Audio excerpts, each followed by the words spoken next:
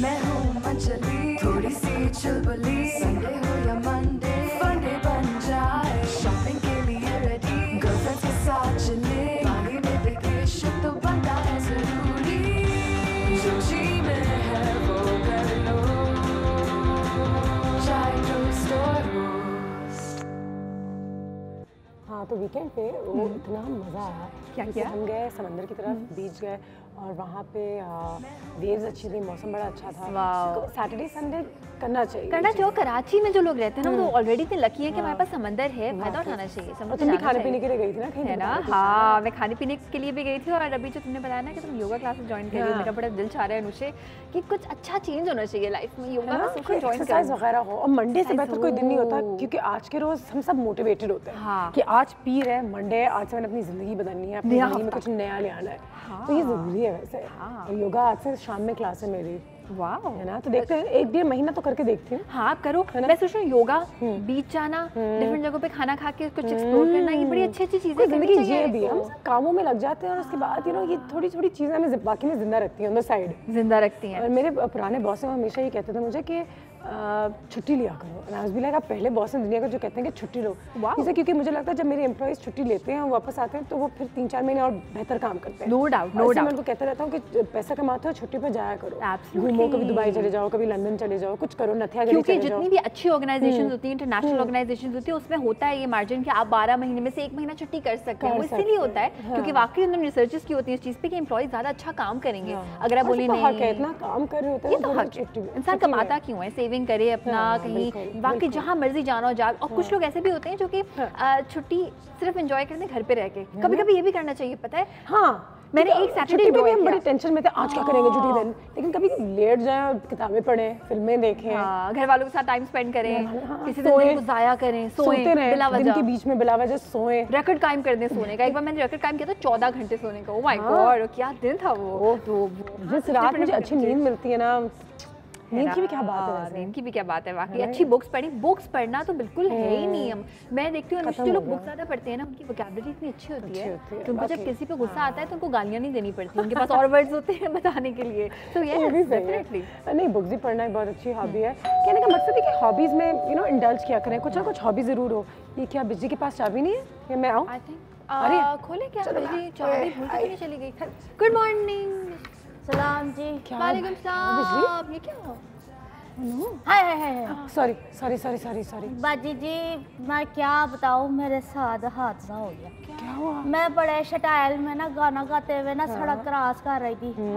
चले तो कट ही जाएगा सफर आहिस्ता आहिस्ता। ओके बिजली, ओके फिर क्या हुआ?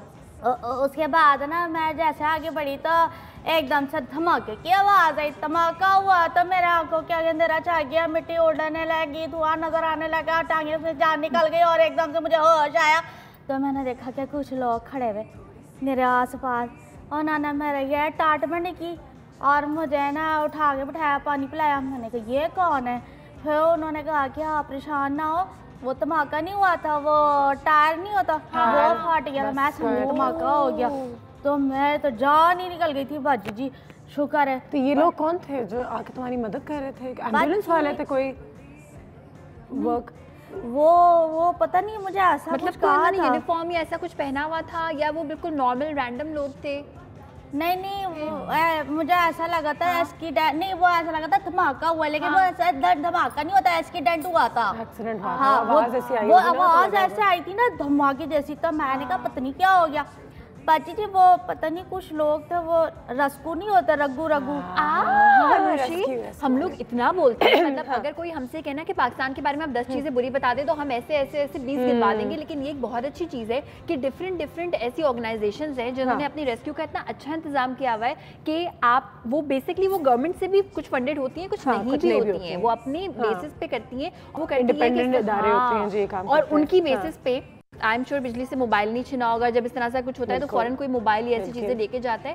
सो ऐसे लोग वाकई मुझे लगता है हमारे हीरो हैं, हम इनकी कभी बात ही नहीं करते हैं। बिजली अच्छा है, अल्लाह का शुक्र है कि तुम ठीक हो, ये लोगों ने तुम्हारी मदद की और वाकई में तुम्हें उनका भी नंबर लेना चाहिए था, उनको नहीं, थैंक यू तो जरूर कहना चाहिए था। नंबर तो नहीं लिया, लेकिन मैंने शुक्रिया अदा किया उनका, तो उन्होंने कहा ये तो हमारा काम है, आप परेशान ना आराम से जाएं आप। तो नहीं, वाकई में पाकिस्तान में ऐसे बहुत लोग हैं जो एक दूसरे की मदद करते हैं। बहुत ऐसे इदारे हैं जहाँ पे आप फ़ौरन कॉल करें तो एम्बुलेंस वाले आ जाते हैं, रेस्क्यू वर्कर्स आ जाते हैं, जो बहुत सेल्फलेसली आपके लिए काम करते हैं। ना हम उनको जानते हैं, ना हम उनको कभी अप्रिशिएट करते हैं, क्योंकि कोई बड़ी चीज़ होती है तो हम कहते हैं हमारा गवर्नमेंट ने हमारे लिए कितना अच्छा किया, और अगर कोई छोटी चीज़ होती है तो हम कहते हैं कोई पूछने वाला नहीं है। लेकिन ये लोग हैं जो सरासर रेस्क्यूज, एक्सीडेंट्स और हादसात, इवन अगर कोई बॉम्ब होता है उसको भी डिफ्यूज कर सकते हैं, बॉम्ब डिफ्यूज, यू नो, ये तमाम चीज़ों में बहुत काम करते हैं, दिल लगा के काम करते हैं, और हम में से कोई को दूर दूर तक नहीं जानता। हालांकि ये वो लोग होते हैं जो कि बहुत सारी जानें बचाते हैं, फायर ब्रिगेड लेके आते हैं, सारी चीजें लेके पहुंचते हैं। बिल्कुल। और मुझे लगता है अनुषा कि हमारा ना एक फर्ज बनता है कि हम कहते हैं ना कि जी लिविंग लेजेंड और एक्टर और एक्ट्रेस सिंगर ठीक है, बिल्कुल हैं, लेकिन मुझे लगता है ये हमारे हीरोज हैं जो किसी की जिंदगी बचा रहे हैं, चाहे वो इंसान की हो, जानवर की हो, जिंदगी बचाने से बचा रहे हैं। यू नो, इसी के साथ मेरे ख्याल से मेरे दिमाग में आज एक अच्छा टॉपिक आया है। मैं टॉपिक ही ढूंढ रही थी सुबह से कि आज हमारे घर वालों के साथ, मोहल्ले वालों के साथ, आपके मोहल्ले वालों के साथ क्या बात है। तो मोहल्ले वाले, आज आप में ये भी बताइए कि अगर आप ऐसे किसी लोगों को जानते हैं जो लोगों की मदद करते हो, किसी ऐसे इदारे के लिए काम करते हो कि फ़ौरन आपने फ़ोन किया तो एम्बुलेंस के साथ पहुंच गए, या रेस्क्यू वर्कर्स हो, या बॉम्ब डिस्पोजल स्क्वाड में हो, या ट्रेनिंग करते हो रेस्क्यू करने के लिए। मैं तो मैं कह रही थी मैं समंदर पे गई हूँ तो अब माशाल्लाह वहाँ पे लाइफ गार्ड्स भी हैं। यू नो, अगर खुदा ना खासा कोई ऐसी चीज़ हो जाए कि हॉग्सबे में बहुत लोग हर साल डूब जाते हैं, तो उनकी जान बचाने के लिए भी लोग वॉलंटियर करते हैं, खुद आते हैं ये काम करने। किसी ऑर्गेनाइजेशन से ताल्लुक होता है। तो आज का टॉपिक ही रखते हैं, किसी को बुलाएं, किसी को जानती हो कि हम उनको बुलाएं, एक तो थैंक यू वाला नोट उनको दें, और खासतौर पे लोगों को भी बताएं, उनके लिए कुछ बनाऊं भी मैं अच्छा समझेगा। तुम तो रोज किसी ना किसी के लिए कुछ ना कुछ बना ही रही होती हो, बुलाते हैं, बताते हैं, आपकी कॉल्स भी लेते हैं, सारी चीजें। ब्रेक के बाद तुम ठीक हो?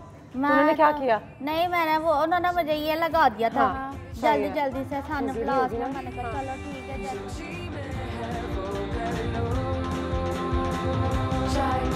थोड़ी सी चुलबुली, संडे हो या मंडे, फंडे बन जाए शायद स्टोर रोस्ट। मैं हूँ मंचली, थोड़ी सी चुलबुली, संडे हो या मंडे, फंडे बन जाए शायद स्टोर रोस्ट।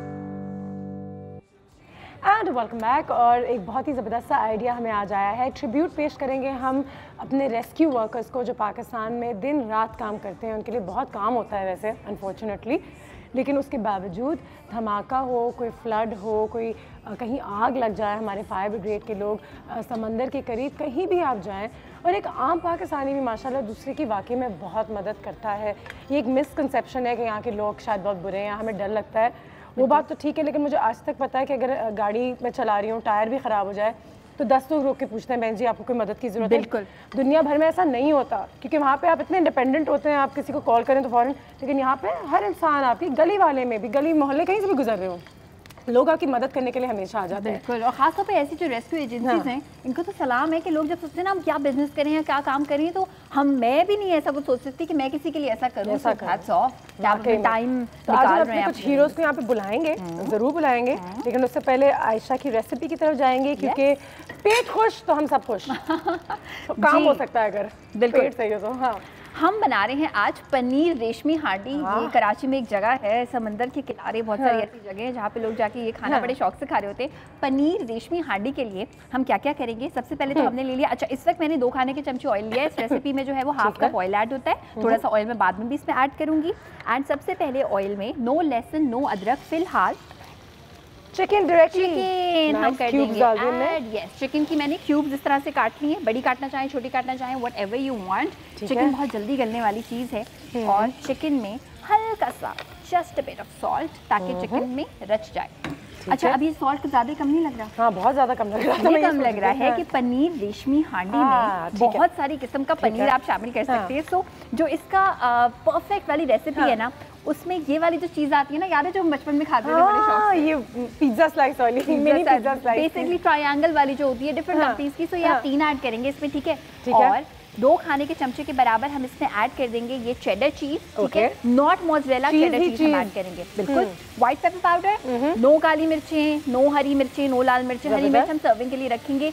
गरम मसाला पाउडर, चिकन पाउडर थोड़ा सा, क्रीम भर के एक पैकेट, फैटनिंग और 4 खाने के चमचे के बराबर मिल्क, दैट्स इट। एक कॉल है हमारे पास, जल्दी से कॉल भी ले लेते हैं। याया साहब हैं, अस्सलाम वालेकुम। अस्सलाम वालेकुम अनुषा, कैसी हैं आप? अल्लाह का शुक्र सर, आप बताइए क्या हाल है? बहुत अल्लाह का शुक्र है, आप हमेशा बड़े अच्छे मौजूद लेके आती हैं। Thank you. तो रेस्क्यू वर्कर के हिसाब से मैं आपको कहूंगा, देखिए हमारे शहर में तो अल्लाह का एहसान है कि बड़े रेस्क्यू वर्कर हैं। तो चाहे चीपा को देख लें, चाहे ईदी को देख लें, चाहे आलमगीर ट्रस्ट को देखें, चाहे किसी को भी देख लें, तो it is a blessing for us. क्योंकि जब कोई हादसा होता है ना तो गवर्नमेंट तो पहुंचती नहीं है, तो ये रेस्क्यू इदारे पहुंचते हैं। इनफैक्ट ये जो फायर ब्रिगेड ये भी पहुंचते हैं जरूर, लेकिन मेरी एक दरखास्त है, देखिए बात है कि हम लोग के यहाँ जो प्रॉब्लम है ना असल वो है कि इक्विपमेंट्स की अनसफिशिएंट सप्लाई की। बिल्कुल सही। अगर से आग लग गई तो you don't have the water, you have the right vehicles and the snaggers type चीज। तो ये हमें चाहिए कि हम गवर्नमेंट को प्रेशराइज करें कि भाई ये हमें चीजें प्रोवाइड करो। और मेरी एक रिक्वेस्ट है चीपा और ईडी वालों से कि देखिए आप बहुत काम कर रहे हैं, एम्बुलेंसेज बहुत हैं आपके पास, लेकिन यू नीड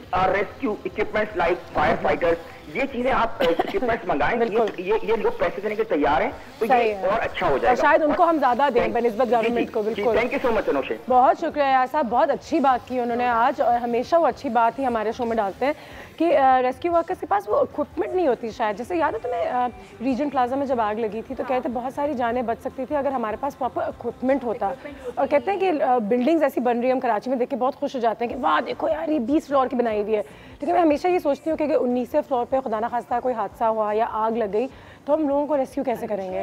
हमारे एरियाज काम नहीं कर रहे होते। मुझे ऐसा लगता है अनुषे कि जब हम डोनेशन की बात करते हैं ना तो किसी इंसान को आप डोनेशन दे दें, किसी ऑर्गेनाइजेशन को दे दें, ऐसी ऑर्गेनाइजेशन को देना ज़्यादा सेंसिबल मेरी नज़र में है कि वो अपने इन सारी चीज़ों पे इंस्ट्रूमेंट्स पे काम कर सके ताकि हर चीज़ प्रॉपर चले और लोगों की वाकई मदद कर पाए। कितना ज़रूरी है कि हम इन ऑफिस बिल्डिंग्स में, स्कूल्स में, हॉस्पिटल्स में लोगों को या एटलीस्ट स्टाफ को रेस्क्यू और इवैक्यूएशन के सही तरीक़ेकार बताएं कि हमें प्रोफेशनल्स आएँ और हमें ट्रेन करें कि खुदा न खास्ता अगर आपके ऑफिस बिल्डिंग में कुछ हो जाए, कहीं भी कुछ हो जाए तो किस तरीके से आपने इवैक्यूएट करना चाहिए। अब स्कूल्स में होते हैं, थोड़े बहुत होते हैं, मुझे लगता है 100 मार्क्स का ना पूरा पेपर इस पे आना चाहिए, जैसे हम यूजुअली पाकिस्तान से ये सारी स्किल्स में तो ये चीजें आ जाती हैं। सेल्फ डिफेंस होना चाहिए, सीपीआर कैसे देना चाहिए, खुदा न खास्ता there is an emergency in the house तो आप और मैं क्या कर सकते हैं, फर्स्ट एड होना चाहिए, रेस्क्यू होना चाहिए, सेल्फ डिफेंस होना चाहिए, तो जरूरी है हमारे लिए। बिल्कुल सही है, व्हाई नॉट जी। यहाँ पे चिकन हमारी पक रही है और चिकन का ये सब जो पानी निकला है ना इसको हम थोड़ा सा जरा ड्राई करेंगे और जब चिकन ये गल जाएगी उसके बाद फिर मैं शामिल कर दूंगी इसमें चीज, मिल्क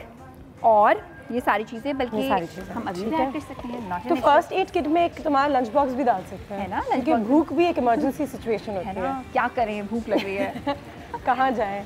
मिल्क ठीक है, डोंट वरी, मिल्क से कुछ नहीं होगा, बल्कि मिल्क से इसमें सुकून आ गया, सुकून आ गया। हाँ, ये सब कुछ जो आवाज कर रहा था खत्म हो गया, ऐसा लग रहा है इसको किसी ने रेस्क्यू कर दिया। मैं यही करने वाली थी। ठीक है, व्हाइट पेपर पाउडर मैं इसमें ऐड करूंगी, जबरदस्त, अ डैश, और साथ में चिकन हम इसमें करेंगे ऐड। ये हम इसमें ऐड चिकन पाउडर से काफी टेस्ट आ जाती है। हाँ, काफी, क्योंकि ये रेस्टोरेंट वाली हम एग्जैक्ट सेम रेसिपी बना रही हैं तो रेस्टोरेंट में सारी चीजों में चिकन पाउडर ऐड होता है जो हम यम यम करके खा रहे होते हैं। इसका कोई नुकसान होता है लॉन्ग टर्म? हाँ बिल्कुल होता है, क्योंकि इसमें MSG होता है और MSG मोनोसोडियम ग्लूटामेट से बहुत सारे ऐसे लोग रिपोर्ट करते हैं कि जी सर में दर्द होता है, नॉजिया होता है, चक्कर आती है, and in the long run अगर आप हर चीज में इस्तेमाल करें तो दिस इज कैंसरस। तो अनुषा मैं ये कहती हूँ जब आप दाल बनाए ना, कम दाल बनाएं, सब्जी बनाएं तो उसमें दाल और सब्जी का अपना फ्लेवर रहने दें, उसमें चिकन पाउडर ऐड मत करें। और देखिए कहते भी हैं कि एतदाल में हर चीज़ मॉडरेशन में, क्योंकि कहते हैं अब तो कैंसर्स स्प्रेडिंग जो मैकेनिज्म्स हैं वो हर चीज़ में मौजूद होती हैं, हमारे दूध से लेके, चीनी से लेके हमारी रोटी में। तो हमने सिर्फ हर चीज़ मॉडरेशन में खा सकते हैं, हम ये तो कर सकते हैं कि कम खाएं। तो अगर हफ्ते में एक दिन ये खाया तो कल ना खाएं, परसों ना खाएं, रोज़ हर चीज़ इस्तेमाल करने की कोई ज़रूरत नहीं। और काफ़ी सारे लोग ये भी पूछ रहे थे कि चिकन नहीं खानी चाहिए हार्मोन से, खास तौर पे पाकिस्तान में जहाँ कोई बहुत ज़्यादा क्वालिटी कंट्रोल वाली ऐसी कोई सिनेरियो नहीं होता। सो यस, चिकन कम खा के बाकी चीज़ों से रिप्लेस कर सकते हैं, लेकिन बाइकआउट नहीं कर सकते। आप किसी चीज़ को करना चाहिए करें भी नहीं, बिल्कुल। हफ्ते में जो हम 6 दिन खाते हैं उसको हम 2 दिन कर दें, ये भी बहुत बड़ी बात होगी। मैंने कितना कहा कि फिर बाकी 2 दिन मटन कर लें, मछली कर लें, सब्जी कर लें 2 दिन। हाँ, सब्जी करें, दाल करें, लोबिया, ये सारी चीज़ें स्मेल भी आना शुरू हो गई। हाँ, दूध, क्रीम, ये सारी चीज़ें। अच्छा, अब मैं इसमें ऐड कर दूंगी, ठीक है, यहाँ पे क्रीम, और ये क्रीम हम भर के ऐड करेंगे अनुषे 1 पैकेट के बराबर। ये हमारे पास 2 पैकेट रखी हुई है, ठीक है, 1 पैकेट क्रीम ऐड कर दी and this is like the best. इसमें तो एक्चुअल जो टेस्ट है इससे आएगा। यस, जो मज़े का जो एक टेस्ट ये भी है। हम 2 ऐड करेंगे, हल्की आंच करूंगी और इसको मैं देर तक पकने दूंगी, फिर ऑयल जब साइड्स पे आएगा ना तो इसका मज़ेदार सा लुक आएगा। यस। अच्छा, एक और बात बताऊं बड़े मज़े की, इसमें मैंने ये क्रीम और दूध ऐड किया है ना, तो इसकी मदद से इसकी गलावट भी बहुत जल्दी होगी। अच्छा। अगर आपके पास लहसुन अदरक में आप नहीं मैरिनेट करना चाहते या सिरके में, तो किसी दिन चिकन को सिर्फ दूध में मैरिनेट करके रख दें, उससे बहुत जल्दी गलती है। Nice, not a bad idea. तो ये एक नई चीज़ हमने भी सीख लिया है कि अगर चिकन को जल्दी गलाना हो तो फिर उसको मैरिनेट जो है वो दूध में करके रखें। आज हम हमारे रेस्क्यू वर्कर्स, रेस्क्यू ऑपरेशंस, ये तमाम चीज़ों के बारे में बात कर रहे हैं। आपकी कॉल्स भी आना शुरू हो गई हैं, तो मुझे बताइए अगर आपको कोई ऐसी कहानी याद है किसी रेस्क्यू सिचुएशन में जो आप हमारे साथ शेयर करना चाहेंगे। याया साहब ने अच्छी बात की, इक्विपमेंट की कमी है और इस बात में कोई शक नहीं है, लेकिन माशाल्लाह हमारी जो स्टाफ होती है वो ट्रेन बड़ी अच्छी होती है, वो मैंने देखा हुआ है 2-3 दफ़ा, एंड उनकी बड़ी ज़रूरत है हमारे मुल्क में। तो किस तरीके से हम भी सपोर्ट कर सकते हैं इन कॉजेज़ को, और अप्रिसिएशन भी एक चीज़ होती है। अनुषा, आई थिंक अप्रिसिएशन, अगर हम एक बात सोच रहे हैं ना तो बहुत आसानी से हम अप्रिशिएट कर सकते हैं। वो ये कि कभी आपने किसी के मुंह से ऐसा सुना होगा कि कोई किसी को हॉस्पिटल लेके गया और डॉक्टर ने कहा अगर आप थोड़ी देर पहले इनको ले आते तो उनकी जान बच जाती। तो वो जो थोड़ी देर पहले वाला काम है ना, मुझे लगता है वो रेस्क्यू बहुत अच्छी तरीके से करती है कि घर वाले ना भी उस वक्त अवेलेबल हो तो जान बच सकती है किसी की। सुमेरा की कॉल है कराची से। अस्सलाम वालेकुम हुमैरा। क्या हाल है हुमैरा? बस बिल्कुल ठीक, अल्लाह का शुक्र। जी मैडम, क्या कहना चाहेंगे आज? नहीं, आपका आज का टॉपिक बहुत अच्छा है। थैंक यू, बहुत शुक्रिया। है वाकई में अच्छा आज का टॉपिक। जी जी, लेकिन बस मुझे थोड़ी सी कंप्लेन थी कि रेस्क्यू जो हमारे होते हैं, रेस्क्यूज होते हैं, उनके पास इनफ ट्रेनिंग नहीं होती है। क्या नहीं होती? उनको ट्रेन नहीं होते, मतलब प्रॉपर ट्रेनिंग नहीं होती प्रॉपर। ठीक है, हाँ शायद ना प्रॉपर ट्रेनिंग नहीं होती है। और जैसे आजकल हमारे स्कूल में बच्चों को सिखाया जा रहा है कि इमरजेंसी ट्रेनिंग करवाई जाती है बच्चों को। जी, मेरे बच्चे जो स्कूल में पढ़ते वहाँ पे एक दिन भी करवा देते कि आज हमारी इमरजेंसी ट्रेनिंग होगी। जी, हर जगह होना चाहिए। बिल्कुल। जो लोग अनअवेयर है उनको इसी तरह से अवेयरनेस मिलती है। बिल्कुल सही है, बिल्कुल सही है। आजकल बहुत अच्छे लोग काम कर रहे हैं, जैसे फिजिट वाले हैं, ये भी रेस्क्यू में काम कर रहे हैं। बिल्कुल बिल्कुल, बहुत शुक्रिया, बहुत शुक्रिया। और अच्छी बात की उन्होंने। ट्रेनिंग के बारे में आज हम बात करेंगे। हम कुछ ऐसे गेस्ट्स को बुलाएंगे कि ज़रूर बात करेंगे कि ट्रेनिंग कैसी होती है, ट्रेनिंग मुश्किल है, सही है, गलत है, या बाकी में हमारे पास जो इतने स्टाफ में लोग होते हैं कि आर दे वेल ट्रेन्ड। और ये बहुत एक ज़रूरी सवाल उठता है क्योंकि दैट्स व्हाट सेव्स लाइव्स। जब जान बचाने की बारी आती है तो फिर ट्रेनिंग ही काम आती है। और अनुषा, ट्रेनिंग में फिर ये भी हो सकता है ना कि हर एज में, हर एज के अकॉर्डिंगली इंसान लर्न करता है। मे बी अगर फॉर एग्जांपल आप 40 से ज़्यादा साल की उम्र के लोग ले लेंगे तो मे बी उनको इतना अच्छा ट्रेन आप नहीं कर पाए। ठीक है, और जो स्कूल में ट्रेनिंग है वो भी बहुत ज़रूरी है। बच्चों की ट्रेनिंग इज़ एसेंशियल। ब्रेक लेते हैं, ब्रेक के बाद वापस आते हैं तो हमारे यहाँ पे जो हमारा डिश है वो तकरीबन तैयार हो जाएगा और हमारे कुछ गेस्ट भी आज में ज्वाइन करेंगे। रेस्क्यू वर्कर्स को एक ट्रिब्यूट पेश कर रहे हैं हमारी तरफ से। हमारे साथ रहिएगा, मिलते हैं इस छोटे से ब्रेक के बाद।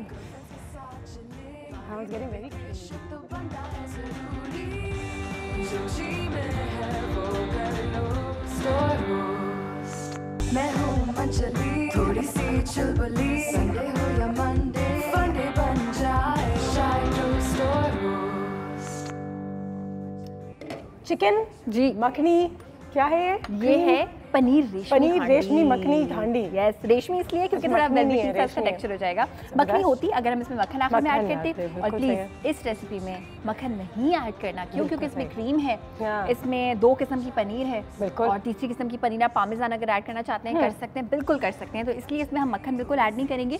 हल्की आंच पे मैं इसको पका रही हूँ। एंड अनुषा, गेस व्हाट, ये मैं हमेशा बोलती रहती हूँ कि जब भी आप दूध को पकाते हैं तो कैल्शियम उसका कोई ख़ास ज़्यादा लूज़ नहीं होता। तो आप इस तरह से भी दूध को, पनीर को, दही को कंज्यूम कर सकते हैं कैल्शियम के लिए। एंड कैल्शियम को अगर हम कंबाइन करते हैं विटामिन डी से, बेहतरीन कॉम्बिनेशन होता है दोनों की एब्जॉर्प्शन के लिए। लेकिन इसके साथ एक सैड न्यूज़ है, वो ये है कि विटामिन डी हालांकि आपको थोड़ा सा अंडे से, थोड़ा सा मछली से मिलता है, मगर आपकी बॉडी में वो इतना ज़्यादा नहीं होता कि वो आपकी बॉडी में एब्जॉर्ब हो पाए। और अभी मैं डिफरेंट रिसर्चेस पढ़ रही थी उनसे कि विटामिन डी आपको सनलाइट से मिलता है, बिल्कुल मिलता है, लेकिन उसके लिए एक्सपोजर बड़ा ज़रूरी होता है स्किन का, जो कि हमारे कल्चर के अकॉर्डिंगली हम बिल्कुल भी नहीं कर सकते। तो डायरेक्ट स्किन पे नहीं पड़ सकता। तो ये आधे से ज़्यादा खवातीन, 8 आउट ऑफ 10 खवातीन एशिया में जहाँ पे सनलाइट का कोई इशू ही नहीं है, वहाँ भी उनको विटामिन डी की कमी रहती है। तो अगर आपकी हड्डियों में बिला वजह दर्द हो रहा है, आपको रीज़न समझ में नहीं आ रही, नींद आपकी जो है आपको लग रहा है आती नहीं है, या फिर चिड़चिड़ापन हो रहा है, आप पे एनर्जी नहीं है, तो ज़रूर विटामिन डी लेवल अपना टेस्ट टेस्ट करवाएं। हर औरत को चाहिए कि मेरे ख्याल से शाम में अगर आपके पास कोई छत है, बालकनी है, तो उसमें थोड़ा बहुत स्लीव्स ऊपर करके, कहते हैं पीठ पे लगना चाहिए, सूरज की किरणें आपके बैक पे लगनी चाहिए तो ज़्यादा जल्दी जज्ब होती हैं। अब रिसर्च तो बदलते रहती है, कुछ नहीं पता होता, लेकिन ये ज़रूर चेक करें कि कोई ना कोई तरीकाकार ज़रूर हो, लेकिन आपके विटामिन डी लेवल्स जो हैं वो सही रहे, कम ना हो। और वो तब पता चलेगा जब टेस्ट कराएंगे। टेस्ट तो हम कराते हैं। कॉल भी हमारे पास, बिल्कुल कॉल पे आ जाते हैं। अस्सलाम वालेकुम। बिल्कुल ठीक, आप कैसी हैं, क्या हाल है? मैं बिल्कुल ठीक हूँ, अल्हम्दुलिल्लाह। अल्हम्दुलिल्लाह, शुक्र जी। आज क्या कहना चाहेंगी रेस्क्यू वर्कर्स के हवाले से? आज हम बात कर रहे हैं जी। मैं ये बताना चाहूँगी कि ना हमारे पंजाब में तो है 1122 है, आप कॉल करने की देर है, वो 5 मिनट में कहीं भी हो फौरन पहुँच जाते हैं। बहुत अच्छी बात है, ये भी जानकर माशाल्लाह उनकी वैन भी इतनी अच्छी होती है, उसमें हर चीज़, हर सहूलत होती है। आप चाहे किसी भी तरह के पेशेंट हो, फौरन आपको डील करते हैं। हॉस्पिटल पहुँचने तक ये समझिए आपका आधा इलाज वो वैन में ही कर देते हैं। बहुत अच्छी बात है। और इतने अच्छे डॉक्टर्स होते हैं, अच्छी तरह ट्रीट करते हैं और बिल्कुल भी पैसे नहीं लेते, बिल्कुल टोटल फ्री होती है। बिल्कुल। क्या आपको लगता है कि हम लोगों को अप्रिशिएट करते हैं, जितना उनको उनकी तारीफ करनी चाहिए, जितना उनको सैलरीज मिलनी चाहिए, तमाम चीज़ें होती हैं उनके साथ जो इतनी मेहनत से हमारी जान बचाते हैं? हाँ जी। 24 घंटे अवेलेबल होते हैं, सुबह के 3 बजे भी कोई हादसा हो जाए तो फौरन वो पहुंच जाते हैं। हाँ जी, यही तो ना हम लोग ना अच्छाई तो अपने पाकिस्तान की बताते हैं, बुराइयों में हम नंबर 1 है कि हमारे यहाँ बिजली नहीं आ रही है, कुछ नहीं हो रहा है, हर चीज बुराई में सबसे नंबर 1 है पाकिस्तानी हम लोग। मगर ना अच्छाई बताते हुए पता नहीं क्या होता है, मुझे तो ये ख्याल से समझ आती है। हमारी अच्छाइयाँ बतानी चाहिए बल्कि ये बुराइयों की, क्योंकि फिर हम ही बुरे नजर आएंगे दूसरों को। बहुत अच्छी बात है, हमारे में कितनी बुराइयाँ हैं। वाकई बहुत शुक्रिया आपके कॉल करने, बहुत अच्छी एक चीज़ कही कि वाकई में हम अपनी बुराइयों को ज़्यादा हाईलाइट करते हैं, अपनी अच्छाइयों को नहीं करते। 1122 तो नंबर उन्होंने बताया पंजाब में, पता नहीं वो कौन से गांव से हैं, कौन से शहर से हैं, लेकिन ये बहुत अच्छी बात है जान के कि पाकिस्तान के छोटे शहरों में भी इतना बेहतरीन काम हो रहा है। और एक बार फिर हम अपने मुल्क को वाकई में अंडर एस्टिमेट करते हैं थोड़ा सा। हमें सिर्फ लगता है कि कराची, लाहौर, इस्लामाबाद में बड़ी बड़ी चीज़ें हो रही हैं, लेकिन आप यकीन माने जब हम छोटे गाँव में, शहरों में जाते हैं तो वहाँ पर अच्छे अच्छे काम हो रहे होते हैं। और मुझे लगता है अनुषा कि हम जिस तरह बोल रहे थे ना, ये नहीं है वो नहीं है, हमसे अच्छे वो लोग होते हैं जो कि कंप्लेन नहीं करते सिचुएशन के बारे में, they try to change it. वो खुद कुछ ऐसा निकालते हैं और उसके बाद बताते हैं जी हम ये कर रहे हैं सोसाइटी के लिए। आई थिंक ये सबसे बेहतरीन तरीका है कंप्लेन करने का, आप सिचुएशन ही आप चेंज करते हैं, बिल्कुल किसी की हेल्प करें इस तरह से। बिल्कुल। और मुझे ये बताइए कि एक बार फिर आप लोगों को क्या लगता है कि हमारे जो रेस्क्यू वर्कर्स हैं, क्योंकि हम कभी उनके बारे में ज़्यादा सोचते ही नहीं है, हम सिर्फ वो फॉर ग्रांटेड एक चीज़ ली हुई है कि कोई हादसा हो जाएगा तो वो तो पहुंच जाएंगे फ़ौरन से पहले, लेकिन कभी उनके बारे में सोचते नहीं हैं कि वो कौन है, उनकी लाइफ्स कैसी हैं, वो इस शोबे में क्यों आए हैं, उनको क्या क्या चीज़ों का सामना करना पड़ता है। वैसे जो चीज़ें उनको अपनी आंखों से देखनी होती हैं वो हम टेलीविजन पे भी नहीं देखना चाहते। हम हमेशा कहते हैं कि मुझे नहीं बताओ क्या हुआ, कोई चीज़ बुरा हुआ मुझे नहीं सुनाओ। वो लोग होते हैं जो जाके उन्हीं हादसों का और उन्हीं ट्रेजेडीज़ का सामना कर रहे होते हैं फेस टू फेस। तो मेंटली स्ट्रॉन्ग होना भी एक बार फिर, फिजिकली स्ट्रॉन्ग होना, इमोशनली स्ट्रॉन्ग होना, ये तमाम चीज़ें उनकी ट्रेनिंग में आ जाती हैं। लेकिन एक बार फिर वही जो सवाल है कि ट्रेनिंग होती कैसे, इस ट्रेनिंग गुड एंड इक्विपमेंट के क्या हालात हैं। तो मेरे ख्याल से आज एक अच्छा सेशन रहेगा जब हमारे मेहमान भी यहाँ पर आएंगे और हम उनसे भी पूछेंगे कि किस तरीके से उनकी ट्रेनिंग की जाती है, इक्विपमेंट के क्या हालात हैं और क्या क्या चीज़ें उन्होंने खुद देखी हैं। लेकिन पॉजिटिव स्टोरीज पर अगर रहें तो अच्छा, पॉजिटिव स्टोरीज पे रहेंगे हम एज ए नेशन। ये भी मेरे ख्याल से अनुषा सीख सकते हैं कि अगर हम उनकी किसी तरह से डोनेशन या ऐसी कोई चीज़ मदद करना चाहें कि उनके थोड़े फाइनेंसेस बढ़ें और हमें किसी ना किसी की कहते मदद तो करनी चाहिए, तो किस तरह से हम वो कर सकते हैं, क्योंकि एज अ कॉम हम इसके अलावा तो कुछ नहीं कर सकते। एज अ कॉम एक ब्रेक लें, बिल्कुल एज अ कॉम वो तैयार है जबरदस्त। उसको हम ऐसे भी खा सकते हैं, रोटी ऐसे भी खा सकते हैं, चमचे से भी खा सकते हैं, आप रोटी से भी खा सकते हैं, बट पराठा नो वे, क्योंकि उसमें ऑलरेडी बहुत फैट है। ब्रेक के बाद मिलते हैं और यहाँ मैं ट्राई करती हूँ ऐशा ने क्या बनाया। तो चम्मच चीटिंग जो होती है मेरी, चीटिंग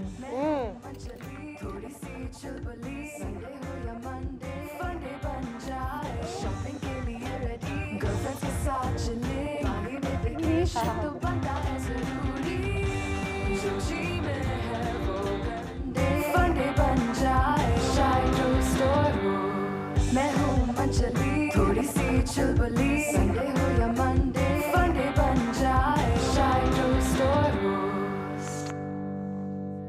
जी जी, तो जैसे कि आप सब जानते हैं, आज हम चाय टोस्टर होस्ट में हमारे रेस्क्यू वर्कर्स को एक ट्रिब्यूट पेश कर रहे हैं। इस वक्त हमारे पास बहुत ही अहम, बहुत ही इंपॉर्टेंट गेस्ट्स मौजूद हैं जिनकी मैं मुलाकात आपसे कराना चाहूँगी। सबसे पहले तो शाहिद हुसैन साहब हैं हमारे पास, रेस्क्यू रज़ाकार छिपा। अस्सलाम वालेकुम, कैसे हैं आप सर? शाहिद भाई, बहुत बहुत शुक्रिया आपका आज सुबह सुबह हमारे घर आने का। बहुत सारे सवाल हैं जिनके आपको जवाब देने के करके। शाहिद भाई के साथ हमारे पास यहाँ पे मज़हर रफ़ीक साहब हैं, who is a station officer the fire headquarters. अस्सलाम वालेकुम, कैसे हैं आप सर? आपका भी बहुत शुक्रिया, आपके वक्त का। आबिद फारूक साहब हैं हमारे पास, इंचार्ज ऑफ बॉम्ब डिस्पोजल। अस्सलाम वालेकुम, कैसे हैं आप सर? बहुत शुक्रिया। तो तीन बहुत ही अहम लोग जो बहुत ही ज़बरदस्त काम करते हैं। सबसे पहले तो शाहिद भाई मुझे बताएं कि आप इस लाइन ऑफ वर्क में आए कैसे? आपने कैसे सोचा कि मैंने रेस्क्यू का काम करना है छिपा के साथ? सबसे पहले तो मेरी वालदा ने शुरू में आस पड़ोस जो भी मदद करती हैं मुझे यही सिखाया कि किसी की मदद करोगे तो कल को तुम्हारी भी कोई मदद करेगा, हेल्प करेगा। बिल्कुल सही है। तो पढ़ाई करता रहा, उसके बाद मैंने दिलचस्पी ली, देखता रहा ये वाक़यात जो कराची में मामूल का हिस्सा थे। तो फिर मैंने बतौर रेस्क्यू वर्कर, रेस्क्यू रज़ाकार की हैसियत से छिपा फाउंडेशन में शमूलियत इख्तियार की और पिछले 10-10.5 साल से ये बतौर रेस्क्यू रज़ाकार के 10-10.5 साल से आप छिपा के साथ हैं? काम कर रहा हूँ। क्या कुछ देखा होगा आपने, कहाँ कहाँ काम किए होंगे? वाकई बहुत वाक़यात हैं, बस जो एक यादगार की तरह अंदर एक समा गए। लेकिन बतौर एक रेस्क्यू रज़ाकार छिपा साहब ने भी हमारी बड़ी रहनुमाई की, हौसला अफजाई की इस काम को आगे बढ़ाने के लिए और मज़ीद बेहतर एहसन तरीके से करने के लिए किसी की मदद। मज़हर साहब, आप मुझे बताएं, फायर ब्रिगेड, अच्छा जब मैं छोटी होती थी तो मैं हमेशा चाहती थी कि मैं पाकिस्तान के लिए कोई फायर ब्रिगेड में काम करूं। पता नहीं क्यों मुझे फैसिनेशन बहुत ज़्यादा थी, दिलचस्पी। और आज भी जब मैं फायर ब्रिगेड्स गुजरते हुए देखती हूँ तो मैं सिर्फ ऐसे ही देख रही होती हूँ उनको कि ये क्या चीज़ है और क्या काम करते हैं। तो सबसे पहले तो बताइए, आप इस फील्ड में कैसे आए? मैं इस फील्ड में कैसे आया, असल में मेरा ताल्लुक बाय बर्थ फायर सर्विस से है। अच्छा। मेरे फादर भी वैसा ही होगा, जॉब करते थे। सही। और उसके बाद ज़ाहिर है फिर मैंने ज्वाइन किया उनकी जगह पे, और उसके बाद से फिर सर्विसेज, ज़ाहिर है जो बच्चा जिस माहौल में पलता बढ़ता है उससे ज़ाहिर उस तरफ अट्रैक्शन ज़्यादा होती है, तो फिर उस हिसाब से मैं आगे बढ़ता चला। कहते हैं कि फायर ब्रिगेड्स की जो इक्विपमेंट हैं वगैरह या वो चीज़ें हैं वो पुरानी होती जा रही हैं और गवर्नमेंट है कोई ऐसे इदारे नहीं है जो हेल्प करते हैं, तो क्या इसमें कोई सच्चाई है? देखें, बात यह है कि ये फायर डिपार्टमेंट यहाँ पर कराची शहर में 1914 से है। 1914 बिल्कुल, अंग्रेज़ों ने मेरे ख्याल से सेटअप किया था इसको। ये उस वक्त से कंटिन्यूएशन में है। और उस वक्त दो फायर स्टेशन हमारे पास उस वक्त हमें यानी हमारे सीनियर्स को मिले होंगे जो हमारे पास हिस्ट्री है उनकी। तो वो ये 19 आफ्टर पार्टीशन जो है ये 2 फायर स्टेशन यहाँ मौजूद थे। और उसके बाद से इस पर काम चलता रहा, शहर बढ़ता रहा, चीज़ें बढ़ती रहीं। अब जाहिर बात है कि कोई भी चीज़ जब इस्तेमाल होती है तो वो उस वक्त तो पुरानी हो जाती है, जैसे जैसे वक्त बढ़ता जाता है वो फिर उसके साथ नई जगह चीज़ें आती रहती हैं। तो उसमें देर सवेर गाये बगाए चीज़ें आ जाती हैं, देर सवेर हो सकती है, लेकिन अल्हम्दुलिल्लाह हम आपके सामने मौजूद हैं, जो भी सर्विसेज हैं आप तमाम आवाम के सामने हैं। आबिद फारूक साहब, इंचार्ज ऑफ बॉम्ब डिस्पोजल, ये तो सबसे ख़तरनाक काम है। बिल्कुल, बॉम्ब डिस्पोजिंग। आप मुझे बताइए कि आप कैसे इस लाइन में आए, या कोई इंस्पिरेशन थी या मैंने ये काम करना है? मैं एक्चुअल डिस्ट्रिक्ट पुलिस में अपॉइंट हुआ था। सही। और 96 में एक कोर्स आया था लाहौर में बम डिस्पोजल का। हाँ। उस पे जाने को कोई भी तैयार नहीं था। बिल्कुल। तो हमारे अफसरान बाला ने मुझे भेज दिया, मैं भी चला गया। मेरे असल में अजीज़ अभी लाहौर में थे, मैं भी इस चक्कर में जो है लाहौर चला गया कोर्स पे। बस वो कोर्स कर मैं जब वापस आया हूँ तो मेरा जनरल ट्रांसफ़र जो है वो बम डिस्पोजल में कर दिया गया। बस समझ लें कि 96 से मैं जो है बम डिस्पोजल में काम कर रहा हूँ। और फिर बाद में मुझे डिस्ट्रिक्ट वेस्ट का इलाका दे दिया गया, जो सबसे ज़्यादा ख़तरनाक, कराची का जो सबसे ख़तरनाक इलाका है वो वेस्ट का इलाका है, जिसमें कटी पहाड़ी, मंगोपीर, बल्दिया, ये सारा एरिया, शेरशाह वगैरह सारा इसी में आता है। सही। तो मैं काम कर रहा हूँ तकरीबन 96 से बम डिस्पोजल के अंदर। बिल्कुल, मेरे ख्याल से जब लोग काम करते हैं तो फिर वो शायद भूल जाते हैं कि रिस्क क्या इन्वॉल्व है। काम है, हम रोज़ सुबह ये करने आते हैं, आप रोज़ सुबह अपने काम पे जाते हैं, बम डिस्पोज हो रहा है, 24 घंटे हमारा तो काम को पता ही है कि अब जाकर बिल्कुल आप तीनों का काम ऐसा है कि 24 घंटे आप लोग स्टैंड बाय पे ही रहते होंगे। बिल्कुल, कभी भी किसी वक्त भी कॉल आ सकती है।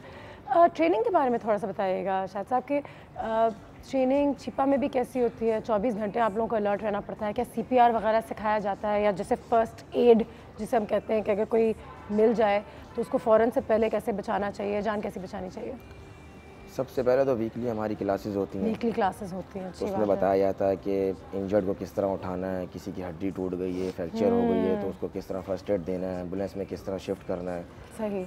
अगर कोई हार्ट का पेशेंट है तो उसको फर्स्ट ऑफ ऑल कैसे ट्रीट करना है, उसको कैसे कम से कम वक्त में किसी करीबी अस्पताल किस तरह पहुंचाना है ताकि उसकी जान बचाई जा सके, लेकिन कम नुकसान हो सके और कम से कम टाइम में। क्योंकि आपके इदारे में तो कितने लोग होंगे? छिपा तो इज़ ह्यूज, वहाँ पे तो मतलब कि आप 1000-1500 कोई ऐसे नंबर्स हैं, 2000 ज़्यादा ही होंगे। नहीं, ज़्यादा ही हैं, ज़्यादा ही है कराची शहर में। 500 माशाल्लाह एम्बुलेंसेज जो वर्क कर रही हैं, 500 एम्बुलेंसेज बिल्कुल। और इसके अलावा माशाल्लाह हमने इस वक्त कोयटा में भी हादसा बिल्कुल, अच्छा वहाँ तक भी अब नेटवर्क अंदरूनी सिंध तक भी। बम डिस्पोजल के लिए कॉल आई है, बम डिस्पोजल के लिए कॉल आई है, आपके लिए कॉल आई है सर। आबिद फारूक साहब के लिए लाइन पे कौन है? अस्सलाम वालेकुम। वालेकुम अस्सलाम जी। एहसन साहब कैसे हैं आप? मैं बिल्कुल ठीक। मैं बम डिस्पोजल पूछना चाहूँगा कि अपनी पूरी जिंदगी के अंदर उन्होंने कितनी कामयाबियाँ हासिल की हैं और इतनी बहादुरी और हिम्मत को कैसे हकीकत पाते हैं कि वो बहुत करना चाहें, क्योंकि ये कोई आसान काम नहीं होता। तो उनको ये मोटिवेशन कहाँ से मिलती है? मोटिवेशन कहाँ से मिलती है? बहुत शुक्रिया, आपकी कॉल का अच्छा सवाल भी है। मोटिवेशन कहाँ से मिलती है आप लोगों को कि रोज़ से बैठ के हमने ये काम करना है, पाकिस्तान के लिए खिदमत अंजाम देना है? बिल्कुल बिल्कुल, जैसा कि मैंने बताया कि हमारा तो 24 घंटे रात दिन किसी भी वक्त, अभी भी मैं यहाँ बैठा हूँ, अभी भी कॉल आ रही है, मुझे पता नहीं है। बिल्कुल। तो बहरहाल ये है कि हमारा तो पहला काम ये है कि इंसानी जानों को जो है बचाना है, अपने आप को नहीं देखना। हमने जो भी कॉल होती है उस पर हमने उसी तरीके से, चाहे वो झूठी है या सच्ची है, बिल्कुल, तो बम कॉल है, तो उस पर हमें, मुझे तो सुन के इतना वो हो रहा है, आप लोगों को वहाँ जाना पड़ता है, सोचें। बिल्कुल बिल्कुल ऐसा ही है। अपने आप को मोटिवेटेड रखना। शायद साहब आपने भी क्या क्या चीज़ें अपनी ज़िंदगी में देखी होंगी, आपने भी कैसे हादसा देखे होंगे, उसके बावजूद वापस जाना, अगले सुबह फिर काम पे जाना। और ज़ैनब बिजली भी कुछ कहना चाह रही हैं। बाजी जी सलाम सलाम, साहब जी सलाम, बाजी जी ऐसे तो ना करें। बाजी मैं इनको पहचान गई, यही थे जिन्होंने मेरे ये पट्टी लगाई थी और अच्छा। मुझे हाँ इन्होंने लगाई थी। हमको समझ आप हमारे कार में आ रहे थे, पहले बता देते मैं आपको साथ ही ले आती।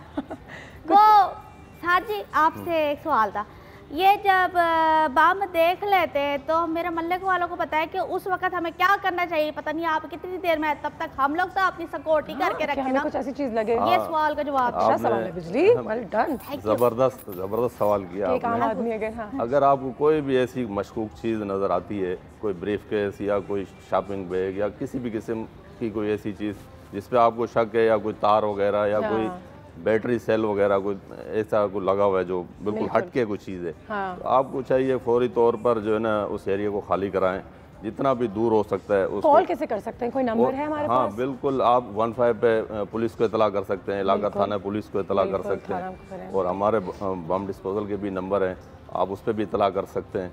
और सबसे पहला जो काम है कि आप बजाय उस चीज़ के करीब खड़े रहें, आप अपने आप को भी दूर करें और लोगों को भी बताएं कि यहाँ ये मशकूक चीज़ पड़ी हुई है और आप इस एरिया से दूर हो जाएं जब तक बम डिस्पोजल नहीं आ जाता। ठीक है, ब्रेक लेते हैं हम, ब्रेक के बाद वापस आते हैं। तो ये मोटिवेशन का सवाल अच्छा था, मैं भी आप दोनों से पूछना चाहूँगी कि मोटिवेशन कहाँ से आती है आप लोगों को।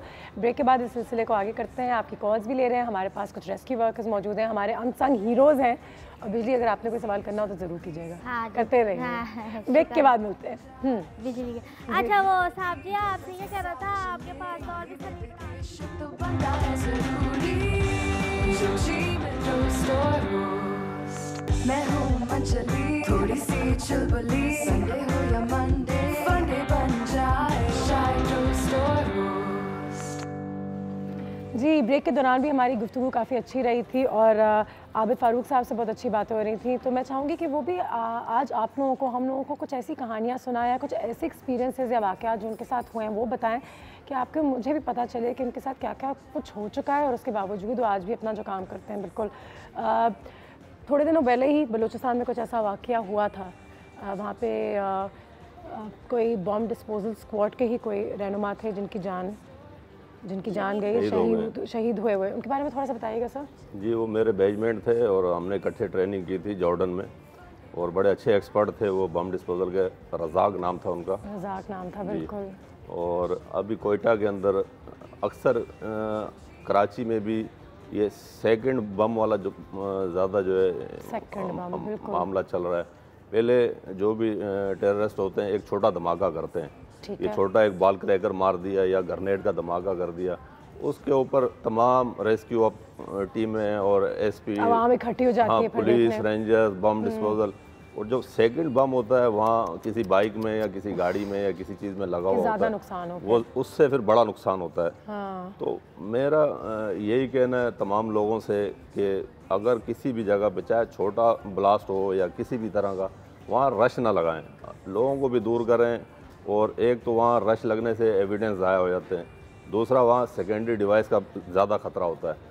तो ये चीज़ें जैसे अभी हमारे छोटे ब्लास्ट से लोगों को इकट्ठा करते हैं, फिर बीच में एक बड़ा ब्लास्ट करते हैं। और इसी तरह ये हमारे जो साथी हैं रज़ाक, ये भी जो है बम नगारा करते हुए शहीद हो गए इसमें जो है। जी सवाल कर लूँ? हाँ बिल्कुल कीजिए साहब जी। ये जो हमारे रोज़ एक्सीडेंट जो होते हैं इतने सारे, तो जब आप लोग वहाँ पहुँचते हैं तो ये हमारी आवाम आपको वहाँ से निकलने में दुश्वारी पेश तो नहीं आती है? आपको परेशान कर रहे हों या कोई ऐसे मरीज़ जो बुरी हालत में ऐसे पड़े हों, आप उठा के कैसे लेके जाते हैं? तो लोगों आप परेशान कैसे निकालते होंगे? गाड़ी नहीं देते, एम्बुलेंस पब्लिक सारी इकट्ठी हो जाती है कि देखने के लिए ये क्या हो गया, आज बताओ क्या कहेंगे आप इसके बारे में? नहीं, होती है थोड़ी बहुत परेशानी तो होती है शिफ्टिंग के हवाले से, लेकिन जब एम्बुलेंस चल रही होती है, रोड पे हूटर सायरन बज रहा होता है, तो फिर थोड़ा सा कोऑपरेशन आवाम भी करती है कि किसी इमरजेंसी की वजह से ट्रैफिक में फंसे होते हैं। तो ये ट्रैफिक आपको रास्ता नहीं देती है, तो आप लोग क्या करते हैं? क्योंकि मरीज़ आपके पास होता है, मैंने बाजी जी देखा है, पूरा ट्रैफिक जाम है, हर कोई अपनी गाड़ी निकालने के चक्कर में, लेकिन एम्बुलेंस को जाने की तैयारी नहीं हो रही होती उनकी। नहीं, उसके लिए फिर हम फर्स्ट ऑफ ऑल अनाउंसमेंट करते हैं, इमरजेंसी के लिए रास्ता बना है। अच्छा। तो फिर माशाल्लाह अवेयरनेस है आवाम में, माशाल्लाह कोऑपरेट करती हैं, खुद आगे बढ़ चढ़ के गाड़ियों को साइड पे करते हैं, फिर एम्बुलेंस को जाने का रास्ता देते हैं फास्ट ट्रैक पर, तो आवाम कोऑपरेट करती है। लेकिन एक चीज़ और है कि जैसे कुछ एम्बुलेंस वालों को बाजी मैंने ऐसे देखा है, ये चूट मारने के लिए ऐसे कि ना हमें छेती पहुंचना है, तो वो हॉर्न बजाते रहेंगे टी टी टी, और आगे जाके उनका हॉर्न बंद हो जाता है। ये गलत बात है। ये बताएं, मालूम नहीं होता किसी आम बंदे को कि एम्बुलेंस किस जगह जा रही है, किस मुकाम पर जा रही है, किस पेशेंट के लिए जा रही है, उस बंदे की कंडीशन क्या है। किसी को हार्ट का मसला है तो उसके लिए इमरजेंसी में पहुंचना वहाँ लाज़िम है। खाली जाए, हाँ अगर उसके घर की लोकेशन पर पहुंचकर रूटर अगर बंद हो रहा है, सायरन अगर बंद हो रहा है, तो इसका मतलब ये स्टॉप करके अब ऊपर जा रहा है उसको शिफ्टिंग के लिए। अच्छा। तो बाज़ाहिर लग रहा था यूँ खाली एम्बुलेंस जा रही है, एक हूटर बज रहा है, हमें डिस्टर्ब कर रहे हैं। अच्छा। मज़हर साहब, मुझे कोई ऐसा कोई वाक़या बताइए अगर आपको याद हो। मैं आपसे एक ऐसा पूछूंगी जो वाकई में बहुत ट्रैजिक था और एक जिसमें कोई पॉजिटिव कहानी भी हो, लेकिन सबसे पहले तो ये बताइए कि कोई ऐसा हादसा आपको याद है जो आप हमारी आवाम के साथ शेयर करना चाहें कि ऐसा भी हो चुका हुआ है पाकिस्तान में और कितनी जाने गई, कितना बुरा था आपकी नज़रों में ये? सबसे पहले तो मैं इस बात का जिक्र करूँगा कि तकरीबन हमारे कोई एक इवेंट, एक ख़तरनाक हादसा था फायर का ही। हम फायर आग बुझा रहे थे, उस पर काम हो रहा था साइट में। हमारे तकरीबन 11 आदमी उसमें शहीद हुए हैं। वो बिल्डिंग कोलैप्स हुई और वो अंदर ट्रैप हो गए।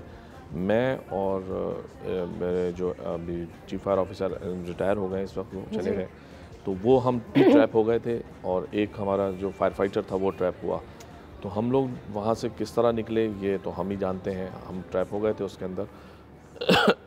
तो हमारे अपने साथ के लोग जो हमारे साथ गए थे वहाँ पर हादसे पे, और उसके बाद वो हमारे साथ वापस नहीं आए, और बाद में हमने फिर उनकी डेड बॉडियाँ कलेक्ट की, और इस हद तक डेड बॉडी कलेक्ट की कि मतलब इंसानी शक्ल में नहीं की, वो सिर्फ गोश्त के लोथड़ों में हमने उनको उठाया वहाँ से। सर, तो जब आप अपनी आंखों से ऐसी चीज़ें देखते हैं तो फिर रात में घर जाके सोना और अपनी ज़िंदगी में वापस आना, तो मतलब कि ये तो एक बहुत ही एक अजीब सी ट्रॉमेटिक एक्सपीरियंस है। देखें, अब होता ये था कि जब शुरू में इंसान किसी भी प्रोफेशन को ज्वाइन करता है तो जाहिर है उसे थोड़ा सा रहता है, तो जहन में भी रहता है सब कुछ। कई दफ़ा ऐसा होता था कि 2-3 दिन मैंने खाना नहीं खाया बहुत सारी चीज़ों को देखने के बाद। लेकिन फिर बाय प्रोफेशन हमने ज्वाइन तो किया है, सोच समझ के किया है, तो जाहिर है चीज़ों को अगर हम रियलाइज़ नहीं करेंगे तो लोगों को कैसे मकसद के बताएंगे। तो फिर बहरहाल हम सुबह फिर उसी एनर्जी के साथ और उसी उसके साथ जाते हैं। आपके दोस्त, आपके जानने वाले, तो आपको यकीन नहीं होता कि ये अभी मेरे साथ यहाँ पे खड़ा मौजूद था। शाहिद भाई, कोई कोई आपको याद है कोई ऐसा एक्सपीरियंस जो आपके दिल को बहुत ज़्यादा छू गया, या आज भी रात में जब आप बिस्तर में लेटते हो सोते हो तो आपको कुछ वो वाक़या ज़रूर याद आता है कि ये मैंने क्या देखा अपनी आँखों से, कोई ऐसी चीज़? सबसे बड़ा वाक़या बल्दिया में जब फैक्ट्री में आग लगी थी, बहुत बड़ा एक वाक़या था। एक परेशानी का आलम था उस वक्त, जिस तरह चीज़ें उठाई, लोगों को उठाया, जिस कंडीशन में उठाया, वो एक दिमाग में चीज़ चलती थी। ये वो लेडीज़, क्या बच्चों के साथ ज़्यादा ही मुश्किल होता होगा? बच्चों की बॉडीज़ देखना है तो बहुत तकलीफ, उनको तकलीफ़ में देखना। एक उस वक्त दुख तो होता है, तकलीफ़ होती है, लेकिन अवलीन तरजीह होती है कि बस कम से कम इनको निकाल के यहाँ से या आफतज़दा इलाके से निकाल के किसी ऐसे मुकाम पर पहुँचा दें जहाँ ये बिल्कुल स्टेबल हो सके। अगर नहीं है तो वो, अगर उनकी जान चलेगी, अल्लाह को प्यारे हो चुके हैं, अगर जो इंजर्ड हैं उनको तो first of all first response देके रेस्क्यू करें उनको। वो एक वाक़या आज तक भूलता नहीं। तो बाकायदा बेलचे से भी बॉडी को निकाला है, चलने के बाद वो रोस्ट हो गई, पता नहीं चल रही, उसके बाद हमने उसको जब शनाख्त किया तो बेलचे से निकाल के स्ट्रेचर पर डाल के उसको किया। यानी हाथों से और इंसानी जिस्म की बदबू जो 2-2 3-3 दिन नहीं जाती। क्योंकि आबिद साहब, मुझे लगता है कि हम लोग न्यूज़ भी सुन के थोड़े से बेहस हो गए। हमें अंदाज़ा नहीं होता कि 7 में हुआ क्या है या क्वेटा में हुआ क्या है। हम देखते हैं, कहते ओहो अल्लाह कितना बुरा हुआ, लेकिन वो लोग जो उस वक्त वहाँ मौजूद होते हैं वो वाकई में हिल जाते हैं, क्योंकि हम तो सिर्फ सुनते रहते हैं और सुन के भी थक गए हैं। और अब टेलीविज़न चैनल्स पे भी बिल्कुल वो अच्छा हुआ है कि दिखाते नहीं हैं, कहते हैं ये चीज़ें देखने की लायक आप देखें भी मत। लेकिन उस वक्त का जो माहौल होता है वो सिर्फ आप लोग ही बेहतर जानते हैं कि आप लोगों ने अपनी आंखों से देखा है कि हुआ क्या। हमने यहाँ से बैठ के कहा है कि बहुत बुरा हुआ। एक कॉल है आप लोगों के लिए, जल्दी से कॉल भी लेते हैं। अस्सलाम वालेकुम। जी वालेकुम सलाम। जी जैद, कैसे हैं आप? जी अल्हम्दुलिल्लाह मैम, आप बताएं सब खैरियत? बस अल्लाह का शुक्र। जी सर। मैं इन लोगों को बस यही कहना चाहूँगा, इन लोगों को सलाम पेश करना चाहूँगा, बिल्कुल, क्योंकि ये लोग वाकई में इंसानियत की खिदमत करते हैं। और हम लोग इंडिपेंडेंटली हम लोगों को सोचना चाहिए। हमें ये नहीं कहना चाहिए कि हम ये हुकूमत की जिम्मेदारी, नहीं, हम लोगों को इनके साथ कोऑपरेट करना चाहिए। अभी मैं देख रहा था, वो बता रहे थे कि खाली एम्बुलेंस जा रही होती है और हूटर बजाते हुए जा रहे होते हैं। हमें ये सोचना चाहिए, हमें पॉजिटिव सोच रखनी चाहिए इनके लिए कि ये अगर एम्बुलेंस है, फायर ब्रिगेड है या पुलिस की गाड़ी है या कोई भी स्क्वाड जा रहा है, हमें ये सोचना चाहिए कि भले को वो शोर मचाता हुआ जा रहा है, लेकिन वो कहीं काम से जा रहा है, कहीं इमरजेंसी पे उसने जो है वो जाके रीच करना है। तो हमें थोड़ा सा अपने आप को भी चेंज करना होगा इनफरादी तौर पे, और इन लोगों को सपोर्ट करना है, क्योंकि असल हीरोज हमारे मुल्क के यही है। बिल्कुल ऐसा ही है। बहुत शुक्रिया सर, जैद साहब, बहुत शुक्रिया। देखें, ऐसे लोग हैं जो अप्रिशिएट करते हैं और वो जानते हैं कि आप लोग किन चीज़ों से गुजर रहे होते हैं। एक ब्रेक लेते हैं, ब्रेक के बाद वापस आते हैं तो एक बार फिर इक्विपमेंट के हवाले से थोड़ी सी बात करते हैं। किस तरीके से एक आम आदमी, एक आम शहरी पाकिस्तानी आपकी मदद कर सकता है या कंट्रीब्यूट कर सकता है या वॉलंटियर कर सकता है, और ख़ुद भी हमारी अपनी घर में ट्रेनिंग कितनी ज़्यादा ज़रूरी है इन चीज़ों के हवाले से। ब्रेक के बाद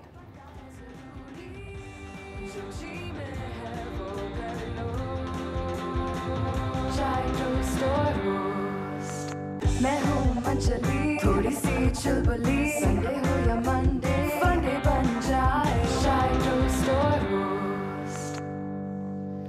जी। Welcome back. एक कहानी थी जो हमें सर सुना रहे थे, जल्दी से मैं उस कहानी की तरफ जाना चाहूँगी, फिर उसके बाद वापस आते हैं। जी, जो आप कहानी बता रहे थे। वो हमारे जो दोस्त हैदराबाद में जो शहीद हुए थे, सलीम वेस्त्रो साहब, एक बम नगारा करते टंडोवाला यार में, अगर उनको वहाँ फर्स्ट एड दे दी जाती, अगर उनको टंडोवाला यार से कराची तक बाय रोड एम्बुलेंस में लाया गया, जबकि उनका ये पूरा एक हाथ जो है उड़ा हुआ था, दूसरे हाथ की उंगलियां जो कट चुकी थी, उनका इतना खून ज़ाया हो गया रास्ते में। अगर वहीं पर हैदराबाद में किसी CMH हॉस्पिटल में या कहीं पर भी अगर फर्स्ट एड दे दी जाती तो और बच जाते वो। कराची में जब वो पहुँचे बिल्कुल अपने होश आवास में थे। देखें ज़रा, तो कभी कभी नेग्लिजेंस, कभी इक्विपमेंट ना होने की वजह से। मज़े साहब, आपकी खुद की मतलब कोई सिक्योरिटी प्रोवाइड करता है आप लोगों को, सेफ्टी सिक्योरिटी? आप लोगों के पीछे कोई ऐसी सिस्टम होता है, क्योंकि आप लोग खुद लोगों का ख्याल रख रहे होते हैं, आप लोगों का कोई ख्याल रखता है? वैसे हमारा ग्रुप इंश्योरेंस वगैरह जो हमें वो होती है साथ इंश्योरेंस के हवाले से, और क्योंकि आप लोग रिस्क भी ज़्यादा ना, जैसे आपने कहा था, आपने कहा 100%, मैंने कहा 100% तो ना कहें। नहीं, हम तो, मैं तो कहूँगा इसलिए कि मैंने आपको अभी बताया कि हमारे अपने 11 लोग शहीद थे, हो चुके हैं, और जब हम किसी बिल्डिंग में एंटर हो रहे होते हैं तो उसमें आग हमें चारों तरफ से नज़र आ रही होती है, और हमें पता होता है कि बस ये तो अल्लाह ताला की जान बचाने वाली उनकी ताकत है कि वो हम बच के वापस आते हैं, वो हमें वापस लाते हैं। लेकिन हम जब फायर एक्सटिंग्विशिंग के अमल में मौजूद होते हैं तो बिल्डिंग कोलैप्स का भी हादसा हमारे सर पे होता है, कोई केमिकल फट के उसका रिएक्शन का भी होता है, स्मोक सारा हर किस्म के धुआं साथ होता है, तपिश साथ होती है, बहुत सारे लोग जल जाते हैं। मैं खुद कई दफ़ा ऐसे हादसा मेरे साथ अपने साथ भी हुए हैं। तो ये सारी चीज़ें हमारे साथ मुंसलिक होती हैं जब हम टर्न आउट करते हैं किसी फायर एम्बुलेंस में। लोग ये भी कहते हैं कि बहुत ज़्यादा लोग कंप्लेन करते हैं कि पानी नहीं था, या पानी ख़त्म हो गया, या वो टाइम से नहीं पहुंच सके, पानी नहीं था। इसमें कितनी असल में होता ये है कि हमारे पास ये तो हमारी SOP नहीं है ना, ये तो इस पे तो ये तो सबसे बड़ा जुर्म जो है वो करार दिया जाता है कि कॉल को अटेंड ना करना और पानी खाली गाड़ी लेके जाना या पहुंचाना, क्योंकि हम जिस काम के लिए आए हैं वही चीज़ें हमारे पास नहीं है या वही हम अटेंड नहीं कर रहे, तो फिर हम जॉब क्यों कर रहे हैं? तो ऐसा मुमकिन नहीं है। होता ये है कि जब हम फर्स्ट अटैम्प्ट करते हैं वहाँ पे तो पहले 3 मिनट में वो पानी थ्रो हो जाता है, क्योंकि हर आदमी को ये महसूस होता है कि वो आग जितनी जल्दी से पानी पड़ेगा ठंड हो जाएगी। हालांकि ऐसा नहीं है, उसका एक कूलिंग का अमल है, उसका एक बुझने का एक टाइम पीरियड है। तो हम जो पहले जो अटैम्प्ट होता है उसमें पहले 3 मिनट में वो फायर टेंडर खाली हो जाता है, तो लोगों को ऐसा ही महसूस होता है कि यार ये पानी था नहीं इसमें, हालांकि ऐसा मुमकिन नहीं। सर, जैसे इकोनॉमी बेहतर होते जा रही है और जैसे माशाल्लाह थिंग्स आर बिकमिंग बेटर, ऐसा भी नहीं है, लेकिन ये जो बड़ी बड़ी बिल्डिंग्स बनती हैं तो मुझे हमेशा ऐसी बात का डर होता है कि क्या हमारे पास इक्विपमेंट है कि खुदा ना खास्ता अगर इतने बड़ी बड़ी बिल्डिंग्स कराची में बन रही है ना, क्या आग लग जाएगी तो हम क्या करेंगे उस वक्त? और ना हम अपने स्टाफ को सिखाते हैं कि इवैक्यूएशन का सही तरीक़ाकार क्या है। फिर आपने देखा है कि लोग बिल्डिंग से जंप लगा रहे होते हैं और गलियाँ भी बहुत तंग होती हैं, कभी कभी गाड़ी पहुँच नहीं सकती। तो इसके बारे में थोड़ा सा बताइएगा कि कितना ज़रूरी है कि ये ट्रेनिंग ऑफिसेज में दी जाए, या फिर क्या फायर ब्रिगेड को भी उस हिसाब से इक्विपमेंट और वैन्स और एम्बुलेंसेस दी जा रही हैं जहाँ पे उनके पास वो सीढ़ियाँ हों जो 21वें फ्लोर पे और 25वें फ्लोर पे पहुँच सकें? हमारे पास फायर ब्रिगेड डिपार्टमेंट के पास इस वक्त जो है वो 4 स्नॉर्कल्स हैं जो मल्टी स्टोरी पर काम करती हैं। बहरहाल फ़िलहाल अभी वो 3 ख़राब हैं, जल्द ही उस पर काम हो रहा है और बेहतर हो जाएंगी। एक अभी जापान ने डोनेट की है हमें, तो वो इस वक्त वर्किंग कंडीशन में है। तो एक तो ये मामला हो गया, चीज़ें हमारे पास मौजूद होती हैं। जो ये बिल्डिंग्स बनाते हैं उन्हीं को दे देनी चाहिए फायर ब्रिगेड को कि भैया हमारी बिल्डिंग के लिए नहीं, उनको अपनी ट्रेनिंग्स को करा लेना चाहिए। जो एवेक्यूएशन ड्रिल्स हैं वो बाकायदा एग्जिट के रूट्स, उसके मैप, उसके सीढ़ियाँ के रास्ते, वो तमाम चीज़ें, वो मैप्स जो है वो अपने हर दरवाजे पर। अच्छा, हम भी तो देखते नहीं हैं by the way, her hotel में, हर अस्पताल में, हर बिल्डिंग में फायर एग्जिट्स होती हैं। हाँ, बिल्कुल होती हैं। कमरों के अंदर होटल्स में आपको एक लिफाफा मिलता है, प्लेन्स के अंदर भी होती हैं, लेकिन वो हमें लगता है कि वो चीज़ें कहाँ काम नहीं होता, देखते नहीं। उस पर फायर प्लान होता है, एग्जिट प्लान, एस्केप रूट कहलाते हैं। हमें नहीं लगता कि कभी भी होगा हमारे साथ। जी जी, बस वो ये सारी चीज़ें वो अपने मेंटेन करें, फिर जो इदारे हैं वो तो ज़ाहिर है मौजूद हैं, उनको तो कॉल पे जा। कोई ऐसी 3 चीज़ें जो हम भी कैरी कर सकते हैं अपने बैग में या हाथ में अपने साथ या अपनी गाड़ी में रख सकते हैं अगर इवैक्यूएशन या कोई ऐसी चीज़, गाड़ी में तो नहीं लेकिन खैर इवैक्यूएशन के दौरान या इमरजेंसी के दौरान कोई ऐसी चीज़ें हैं जो एक आम आदमी अपने लिए कर सकता है? यहाँ तो इमरजेंसी के हवाले से मतलब क्या चीज़ आप अपने पास रखेंगी? फायर इतनी सहूलियात नहीं है लोगों के पास, इतनी अवेयरनेस नहीं है। इसके लिए एक मुकम्मल होना चाहिए, एक प्लान होना चाहिए लोगों को अवेयरनेस के लिए। क्लासेस होनी चाहिए बच्चों के घर में आके क्लासेस होनी चाहिए ताकि उनको ट्रेन किया जा सके, उनको बताया जा सके फर्स्ट रिस्पॉन्स में क्या। अच्छा, मेरे घर में बचपन में फर्स्ट एड किट गाड़ी में भी हुआ करती थी, खुदा ना खास्ता कि उस वक्त एक्सीडेंट हो जाए तो बैंडेज, डेटॉल वगैरह किसी और को, और घर में भी फ़र्स्ट एड किट तो था। लेकिन ये तमाम चीज़ें कि CPR वगैरह जो एक आम आदमी को सीखना चाहिए, लेकिन ये तो बहुत सारे एडवांस चीज़ें हैं। लेकिन अगर बेसिक चीज़ें जैसे कि आपने कहा कि फ़र्स्ट एड बॉक्स हो, फायर एक्सटिंग्विशर 1 kg का वो फायर घर में मौजूद हो। अभी जैसे आप कुकिंग यहाँ हो रही है तो फायर एक्सटिंग्विशर्स मौजूद होने चाहिए कुकिंग के साथ। ये सारी चीज़ें जो अवेयरनेस में जाती हैं और ये ज़रूरी होती हैं चीज़ों को अपने कबल अज़ वक्त, यानी प्रिवेंशन प्रिकॉशंस हर चीज़। ये फायर एक्सटिंग्विशर्स जिसे कहते हैं हम, वो हर होटल में होती हैं, क्या वो घरों में नहीं होनी चाहिए? बिल्कुल होनी चाहिए। मैं तो कह रहा हूँ किचन में बाज़ औक़ात आग लग जाती है, 1 kg गैस लीक हो गया, आग लग गई। 1 kg आप रख सकते हैं, कोई हर्ज नहीं। आपको बहुत आसानी से उसको अगर वो किचन में अगर हो छोटा सा होना चाहिए, किचन में प्रॉपर ना भी हो लेकिन घर में जरूर हो।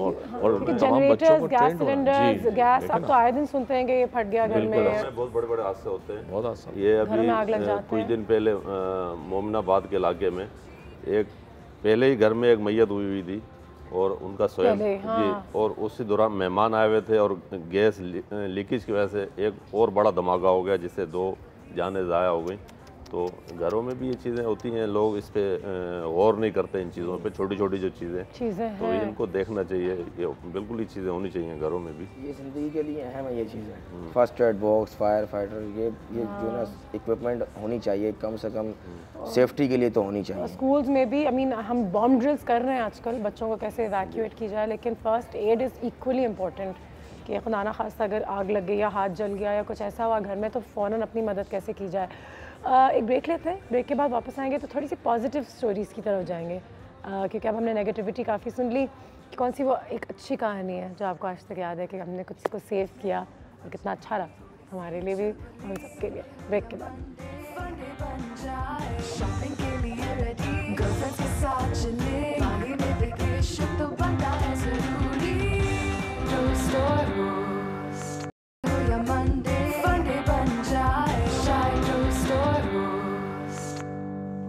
And welcome back after the break. जैसे कि आप सब जानते हैं आज हमारे कुछ हीरोज़ यहाँ पे मौजूद हैं। शाहिद हुसैन साहब जो छिपा के साथ हैं, मज़हर रफ़ीक साहब station officer the fire headquarters, और आबिद फ़ारूक साहब बॉम्ब डिस्पोजल के इंचार्ज हैं।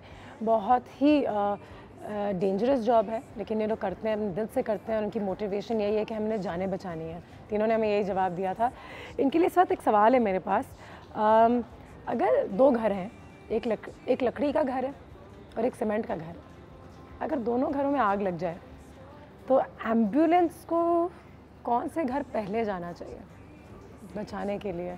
लकड़ी वाले घर या आग बुझाने के लिए? लकड़ी का घर। लकड़ी का घर, दोनों इम्पोर्टेंट है क्योंकि आग ज़्यादातर लकड़ी को जो है ज़्यादा।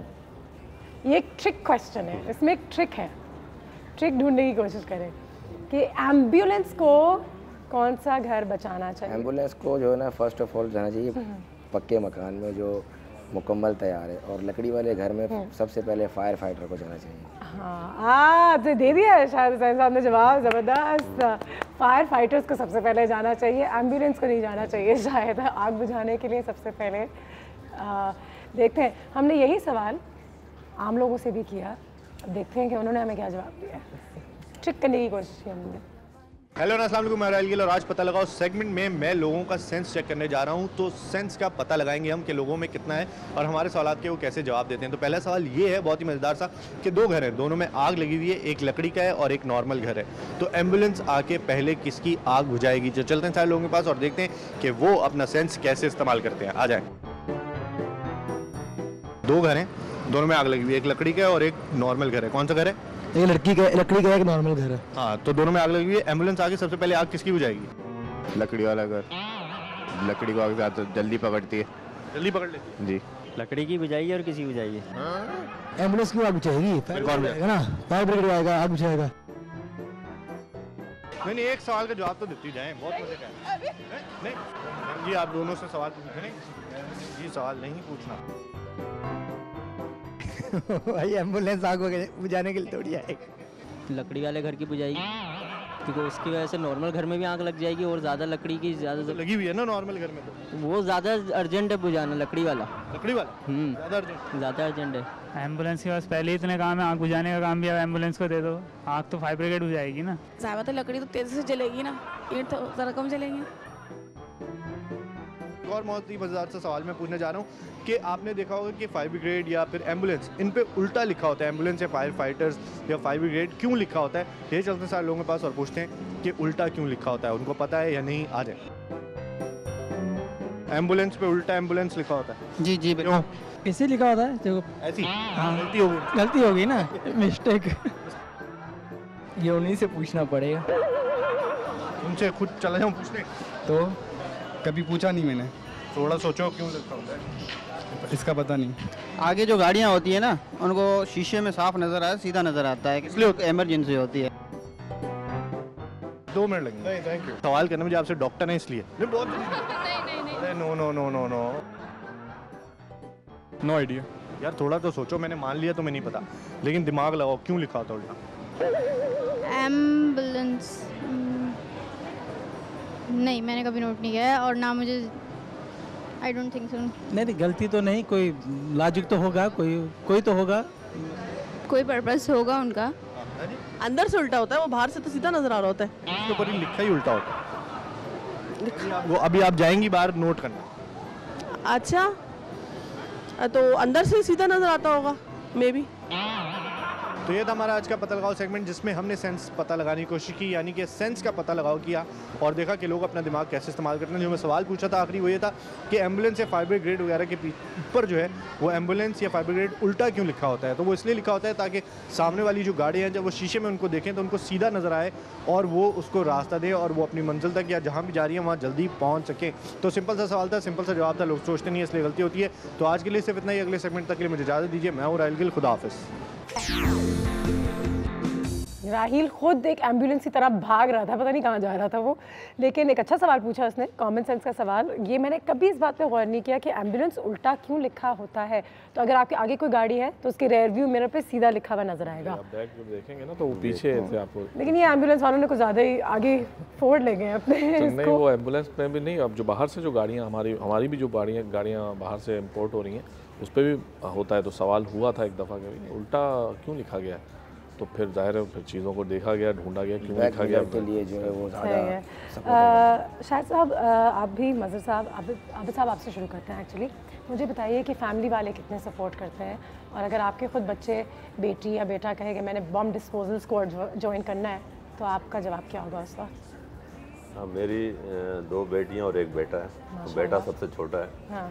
और वो तो अभी खैर पढ़ रहा है अभी। सही है, तो पढ़े पहले बिल्कुल। इस फील्ड में भी उनका तो आने का कोई इरादा नहीं है। लेकिन मेरी जो वाइफ है वो बहुत घबराती हैं। मुझे जब देख रही होती हैं, मैं किसी बम कॉल पे जा रहा होता हूँ या बम पे काम कर रहा होता हूँ, तो वो यकीन करें कि बस वो कुछ ना कुछ पढ़ रही होती हैं कि बस खैर की दुआएं कर रही होती हैं कि अल्लाह खैर करना। और मेरे जो अजीज़ व क़ारिब हैं, मेरे दोस्त अहबाब हैं, वो मुझे जब देख रहे होते हैं तो यकीन करें वो दुआएं कर रहे होते हैं। एक जिना हॉस्पिटल में एक दफ़ा बम की कॉल थी और आप यकीन करेंगे 50 से 60 केजी का बम था। और जिना हॉस्पिटल की जो बैक साइड है, फैमिली क्वार्टर जो है वहाँ था, और वो जुमे की नमाज के दौरान उसने फटना था। रिमोट कंट्रोल था। क्या सोच के लोग ये काम करते हैं। जब मैं उस पर काम कर रहा था मुझे नहीं पता था, मैं तो सिर्फ मेरे जहन में एक ही चीज़ थी कि मैंने लोगों की जानें बचानी, चाहे इसमें मेरी जान चली जाए, क्योंकि रिमोट कंट्रोल है, वो किसी भी वक्त ब्लास्ट हो सकता था। तो मेरे जो साथी हैं उन्होंने मुझे बताया कि यहाँ जितनी भी फैमिली क्वार्टर की जो औरतें थीं, लोग थे, वो सारे के सारे आपके लिए दुआएं कर रहे थे। टोटल लोग दुआएं कर रहे थे और अल्लाह ने किया कि वो मैंने उसको नकारा किया। और इससे अलावा भी काफ़ी 300 केजी के बम नकारा किए हैं, आप यकीन करेंगे, जिसमें कीलें, नट बोल्ट, बॉल बेरिंग इतनी बड़ी तादाद में होते हैं कि खुदा न खास्ता अगर वो ब्लास्ट हो जाए तो छिछड़े उड़ जाएंगे, एक बॉडी का एक टुकड़ा भी नज़र नहीं आएगा। है कि अभी हमारी फील्ड है, हमने तो करना है काम और के लिए हमारी तरफ से तो सिर्फ दुआएं ही हैं। और वाकई में जो फैमिलीज़ आपके लिए दुआ कर रही थी, ऐसी लाखों और हज़ारों फैमिलीज़ होंगी जिनका आपने बचाया है। एक आखिरी ब्रेक लेंगे हम, जो पता है बहुत बिजी हैं, सर का फ़ोन जो है वो ऑफ द हुक बजे जा रहा है। ब्रेक लेंगे, उनसे आखिरी कुछ मैसेजेस लेंगे, लेकिन अभी आपने हमारे साथ 10 मिनट और रुकना है, ठीक है सर? ब्रेक के बाद मिलते हैं। मैं हूँ मंचली, थोड़ी सी चुलबुली, संडे हो या मंडे, फंडे बन जाए, शॉपिंग के लिए रेडी, गर्लफ्रेंड्स के साथ चले, बाली में वेकेशन तो बनना है स्टोर रोस्ट। मैं हूँ मंचली, थोड़ी सी चुलबुली, संडे हो या मंडे, फंडे बन जाए, शाय टू स्टोर रोस्ट। कुछ पॉजिटिव स्टोरीज अब सुनना चाहेंगे। ब्रेक के दौरान भी हम ऐसी ऐसी कहानियाँ सुन रहे थे वाकई में कि एक बार फिर आप लोगों को हमारी तरफ से सलाम है, बहुत दुआएं हैं, दिल से दुआएं हैं एक आम पाकिस्तानी होने के तौर पे। कोई ऐसी कहानी जो आपको याद हो, जो अब पॉजिटिविटी की तरफ जाएं, अगर किसी की जान आपने वाकई में बचाए हो, आज भी उनसे रब्ता है, कोई दोस्ती ऐसी भी हो, बच्चों के साथ, बड़ों के साथ, कोई भी ऐसी चीज़? एक वाक़या हुआ था फायरिंग का अपना लियारी में, ठीक है, जिसमें हमारे एक कोलीग भी शहीद हो गए थे। उस बंदे की जान बचाई थी, उसकी फैमिली आज तक हमें दुआएं देती है। वो स्टेबल हो गया बंदा, लेकिन हमारा जो क्लीक है उसमें शहीद हो गया था, उसको बचाते हैं। लेकिन वो जब भी मिलते हैं, उनके बच्चे अभी उनके माशाल्लाह बच्चे हैं तो वो हमेशा हमें अपने बच्चों की तरह दुआएं देते हैं। उनकी वालदा, उनकी वाइफ, उनके बच्चे, मतलब एक उस वक्त कंडीशन ही और होती है जब तारीफ सुन रहे होते हैं। और इसीलिए शायद आप वापस जाते हो, गवर्नमेंट से कुछ ना मिले, यहाँ से कुछ ना मिले, वहाँ से कुछ ना मिले, लेकिन इस फैमिली को ही देख के हौसला अफजाई जो है ना वो बड़ी चीज़ होती है। हमारे लिए खुशी उस वक्त मिल रही होती है कि ये हमारे लिए कुछ ना कुछ तो सोच रहे हैं, तारीफ़ कर रहे हैं हमारी। चले हमने किसी की जान बचाई, अल्लाह पाक तो देख रहा है। अल्लाह पाक तो देख रहा है, ये भी है, बिल्कुल जी सर। ऐसे तो कोई ख़ास स्पेशल वाक़या, लेकिन बहुत सारे वाक़यात हैं। कराची में अगर फायर रेस्क्यूइंग पे कोई काम हुआ हो तो कोई सबसे बड़ा काम जहाँ पे बहुत जाने वाकई में बची हो, कोई आपको ऐसा ऐसे तो मैंने बताया कि बहुत सारे हादसात ऐसे होते हैं जिसमें अभी रीजेंट का हुआ और आए दिन होते हैं। रीजेंट प्लाजा में भी हुआ, बहुत सारे हमने रेस्क्यू किए, तकरीबन 800 टाइम आपको याद हो कि we did a good job, you know. ऐसे कई वाक़यात हैं जो हमने किए और उसके बाद हमें जो है अब ऐसा था मार्गला टावर पे भी हमारी टीम गई थी। मार्गला 2005 में, 2005 में हुआ था, तो हम यहाँ से हमारी कराची की टीम रेस्क्यू की गई थी, मैं खुद भी था उसमें। तो हमने वहाँ जो है वो रेस्क्यू, जो इंग्लैंड की टीम रेस्क्यू की काम कर रही थी, हमने उनके साथ मिलके एक रेस्क्यू जॉब किया था। आपको पता याद हो शायद आपको कि 2 ख़वातीन को हमने 2 छत्ती में एक 48 घंटे के बाद जो है वो रेस्क्यू किया था। तो वो हम और जो लंदन की जो रेस्क्यू टीम थी उसके साथ काम कर रहे थे। तो वो हमारा था कि हमने जो उसको 48 आवर्स या 72 आवर्स में उसको रेस्क्यू किया। टाइम कम है लेकिन जल्दी से आपसे पूछना चाहूँगी कि ये जो आप जो कह रहे हैं कि लंदन के साथ एक टीम आई हुई थी, तो हमारी ट्रेनिंग, हमारी यू नो जो छोटे छोटे लड़के लड़कियां आते हैं तमाम काम करने, कितना ज़रूरी है कि उनकी इक्विपमेंट, उनकी ट्रेनिंग वैसी ही हो। आपने भी इंग्लैंड की वो पूरी टीम को देखा होगा तो आपको पता चला होगा कि उनकी ट्रेनिंग बड़ी ज़बरदस्त है, उनके पास सामान बड़ा अच्छा है, दे वेरी वेल इक्विप्ड। क्या ये पाकिस्तान में थोड़ा बहुत लैक करता है? देखें, चीज़ें हमारे पास भी हैं, उनके लेवल की चीज़ें हैं, कुछ चीज़ें कम में बेश हो सकती हैं और अल्हम्दुलिल्लाह हमारे इस्तेमाल करना भी हम उतने अच्छे से जानते हैं। अल्हम्दुलिल्लाह हम रेस्क्यू करते रहे। मैंने आपको बताया कि हमने उनके साथ जॉइंट वेंचर किया था और उसके बाद हम अपने शहर में तो करते रहते हैं, ज़ाहिर है यहाँ तो बाद में होता है मामला। तो ऐसे कई हादसा जिसमें बम ब्लास्ट की सूरत में बिल्डिंग कोलैप्स हुई हो या वैसे कोई बिल्डिंग कोलैप्स हो गई हो, कई हादसा हैं, तो उसमें हमने काम किया है। हमारे पास हैवी ड्रिल्स मशीन्स भी हैं, सारी चीज़ें हैं, ट्रेन लोग भी हैं, लेकिन ये ट्रेनिंग जो है वो बतदरीज जो है वो रिफ्रेशर में ज़रूर जानी चाहिए। यानी लोगों को भी, जो लोग इंटरेस्टेड हैं, चाहे वो लड़कियां लड़के आना चाहें, जॉब बहुत अच्छी है और इखलाकी और दीनी तौर पे भी हम सब पे फ़र्ज़ है एक दूसरे की मदद करना। ये ऑन जॉब रह के दोनों चीज़ें, दोनों फ़राइज़ से बहुत चीज़ें हो सकती हैं। बिल्कुल। आबिद साहब, कोई ऐसा वाक़या अगर आपको याद हो जहाँ पे बहुत ही बड़ा बॉम्ब आपने नाकारा किया और आपको लगा हो कि मैंने आज कोई ज़बरदस्त काम किया? वैसे तो तकरीबन अब तक मैंने 500 से ज़ायद बम जो है नगारा कर चुका हूँ। माशाल्लाह, यो खुद मिला के ही बहुत बड़ा काम हो गया। लेकिन सबसे जो बड़ा बम था वो सराब रोड पे एक टैक्सी के अंदर था। 300 kg की आईडी थी, 300 kg की, जिसमें कीले, नट बोल्ट, बॉल बेरिंग वगैरह और तमाम चीज़ें। प्रेशर कुकर था, 2 सिलेंडर थे, 2 आयरन बक्स थे बड़े, जिसमें एक बक्स के अंदर तकरीबन 95 kg जो एक्सप्लोजिव था एक बक्से के अंदर। और वो खुदा न खास्ता अगर ब्लास्ट हो जाता, जैसे आपने देखा होगा कि यहाँ पर एक शराब रोड पे एक धमाका हुआ था, वो इमाम बारगाह, अब मेरे जहन में नहीं आ रहा, मुहर्रम में हुआ था मेरे ख्याल से 10 मुहर्रम को या कुछ। हाँ, तो बहुत बड़ा वो नुकसान था। उसमें एक बम जो छोटा बम था वो मिस हैंडलिंग की वजह से फट चुका था। उसमें अब्बास टाउन में भी हुआ था, अब्बास टाउन में, सॉरी, अब्बास टाउन में जो हुआ था, सेम उसी तरह का ये टैक्सी तैयार की गई थी। और इसमें हुआ ये था कि एक से फर्स्ट जो बम था वो मिस हैंडलिंग की वजह से वो जो दहशतगर्द थे उसमें खुद ही वो मारे गए थे। और दूसरा जो टैक्सी के अंदर था और रात का टाइम था और इतना ख़तरनाक एरिया था, उसके अंदर काम करना इंतहाई मुश्किल था। लेकिन हमने रिस्क लिया और अपनी जानों की परवाह नहीं की। उसमें हमने उसको तकरीबन 2 से 3 घंटे लगे। मीडिया वालों को भी दूर करवाया, एम्बुलेंस को भी दूर करवाया, तमाम लोगों को दूर करके हमने वो काम किया। और उसमें वज़ीर दाखिला थे उस टाइम पे, रहमान मलिक साहब, उन्होंने हमें तमगा शुजात का भी ऐलान किया था जो आज तक नहीं मिला। तो बहुत बड़ा काम था वो हमारा, जो है ना, सबसे बड़ा जो काम था 300 kg का जो बम। देखें ऐसी ऐसी कहानियाँ आपको सुनने को मिल रही हैं और वाकई में आप लोगों का बहुत शुक्रिया। क्या आपको लगता है कि आप लोगों को अप्रिसिएशन मिलती है जिस तरीके की आप लोग चाहते हैं? आज हमने आपको यहाँ पे बुलाया, दिल से तो बहुत दुआएं हैं, बहुत प्यार है, लेकिन इससे ज़्यादा भी कुछ होना चाहिए। बिल्कुल होना चाहिए और हम आवाम से आपके चैनल के तवज्जुह से, आपके प्रोग्राम के तवज्जुह से ये गुजारिश करते हैं कि हमें दुआओं में ज़रूर याद रखें और मनफी के बजाय पॉजिटिव ज़रूर हमारी तरफ जो है वो हमें अप्रिशिएशन दे दें। वैसे तो नेगेटिव बहुत सारी चीज़ें चलती हैं, लेकिन पॉजिटिव ज़रूर है और एक आम आदमी ही अप्रिशिएट करे, वो तो है। ऐलान तो बहुत होते हैं और हर फील्ड में, हर शोबे में। स्पोर्ट्समैन को तो किसी बॉक्सर के लिए ऐलान कर दिया तो किसी किसके लिए, लेकिन हम एक दूसरे को जिंदा रख सकते हैं। बिल्कुल। आप भी जाते आते कुछ कहना चाहेंगे सर? बस यही कहूँगा कि आवाम से कि हमें अपनी नेक दुआओं में ज़रूर याद रखें ताकि हम अपना काम जो है बेहतर एहसन तरीके से करें। मैं तो आवाम से इतनी सी दरख्वास्त करूँगा कि बस अपनी हिफाजत करें।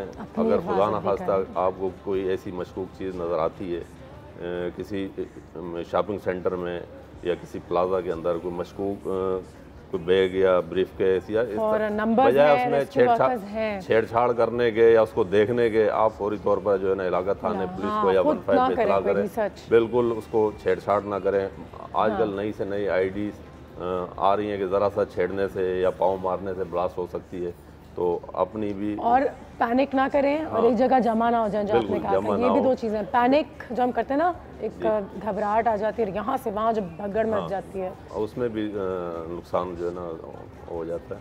तो अपने आप को भी सेव करें और दूसरों को भी जो है उसमें सेव करें। सही है, देयर यू गो। कितने बेहतरीन आज हमारे मैसेजेस रहे हैं यहाँ पे, क्या कुछ हमने आज सीखा है। मकसद हमारे आज चाय टोस्टर होस्ट का यही था कि हम यहाँ से कुछ सीखें। देखना तो अच्छी बात है, पता चले अच्छी बात है, लेकिन आगे सबसे पहले तो उनको थैंक यू भी कहा जाए, दुआएं भी दी जाएं, अप्रिशिएट भी करा जाए। अगली दफ़ा हम कहीं से गुजर रहे हो, हम एम्बुलेंसेस देखें या फायर ब्रिगेड्स को देखें, हम इन्हें रास्ता दें, हम इनको वहीं दुआएं दें, उनके लिए कोई जल्दी से एक दुआ भी पढ़ दें और फूंक दें वहीं से। और आगे एक दूसरे का भी ख्याल रखें, थोड़ी सी अपनी रिस्पॉन्सिबिलिटी भी लें। जैसे कि सर ने कहा कि फ़ोन नंबर्स रखें अपने पास, कॉल करें, आगे अपने लोगों को सिखाएं, स्कूल्स में डिमांड करें कि कोई ऐसी चीज़ हो। हवाई जहाज़ में बैठे हैं, अस्पताल में जाएं, होटल में हो तो वहाँ पे फायर एग्जिट्स देखें किधर हैं। हम खुद क्या कर सकते हैं, वॉलंटियर के कुछ कोर्सेज़ होते हैं, आप वो भी ले सकते हैं। लेकिन और दूसरे लोगों को भी इंकरेज करें कि वो इस फील्ड में आएँ और वो ये काम करें। लेकिन सबसे बड़ी चीज़ जो मैंने आज सीखी है इनसे वो ये है कि कोई कहाँ का भी हो, उसका कोई भी मज़हब हो, उसका कोई भी उम्र, उसकी कोई भी उम्र हो, वो किसी भी सूबे से हो, कोई भी ज़बान बोलता हो, ये वो चीज़ें नहीं देखते। इनका मकसद है जान बचाना, और ये एक बहुत बड़ी चीज़ है जिसकी आज हमें ज़रूरत है पाकिस्तान में, कि सबसे पहले एक इंसान की जान होती है और इंसानियत के लिए काम करना है। तो ये तीनों ये काम करते हैं और मुझे एक बार फिर कहते हुए भी बुरा लगता है क्योंकि कितनी दुआएं दे सकते हैं, और लेकिन बहुत फ़ख्र है मैं आप पे। और हमारी एक फ़र्स्ट फीमेल बॉन्ड डिस्पोज़र हैं जो मेरे ख्याल से पेशावर में, उनसे भी हमने बात की थी एक दफ़ा, तो उनको भी देख के बहुत अच्छा लगा था। वो काफ़ी लेडीज़ में एक और जज्बा होता है कि मैं लेडीज़ भी हूँ। Once again thank you so much gentleman, thank you so much. और इंशाल्लाह आप लोगों से मुलाकात रहती रहेगी। और उन तमाम रेस्क्यू वर्कर्स का बहुत बहुत शुक्रिया जो रोज़ हमारे लिए 24 घंटे कॉल पे मौजूद होते हैं और हमारे लिए काम करते हैं। अपना बहुत ख्याल रखिएगा। हमारा शो अब कल होगा दोबारा, चाय टोस्टर होस्ट, और इसी उम्मीद के साथ कि अब जब भी आप किसी को भी देखेंगे तो आपके दिल में एक प्यार ज़रूर जागेगा। Thank you so much, thank you so much. मिलते हैं कल। अल्लाह हाफ़िज़।